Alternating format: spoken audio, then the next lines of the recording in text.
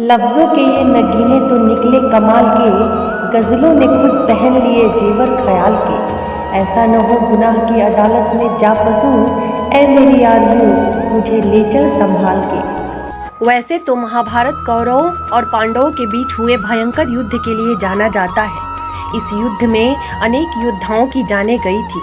आज हम आपको उस समय के एक ऐसे पात्र के बारे में बताने जा रहे हैं जिसे पांडवों के हाथों मृत्यु मिली थी।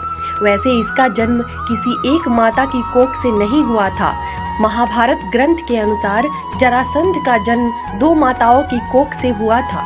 क्या है इसकी पूरी कहानी, आइए जानते हैं। मगध में एक राजा बृहद्रनाथ था जिसकी 2 रानियां थीं, लेकिन उसकी कोई संतान नहीं थी। संतान पाने की इच्छा से वह ऋषि चंद्र कौशिक के आश्रम में उनकी सेवा करने लगा।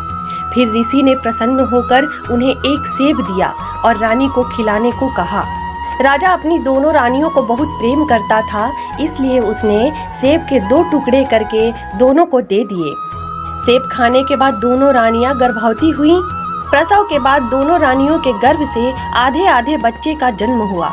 दोनों रानियां घबराकर अपनी संतान को जंगल में फेंक आई। जंगल में एक जरा नाम की जादूगरनी की नजर उस बच्चे पर पड़ी तो उसने अपने जादू से उस बालक के टुकड़ों को जोड़ दिया।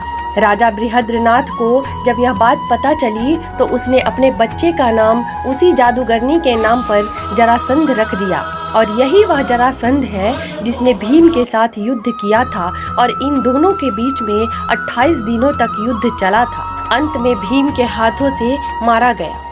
महाभारत के युद्ध में भीम और जरासंध के बीच भयंकर युद्ध हुआ, जिसमें भीम ने जरासंध के शरीर के 2 टुकड़े करके अलग अलग दिशाओं में फेंक दिया। वीडियो पसंद आई हो तो लाइक और सब्सक्राइब जरूर करें।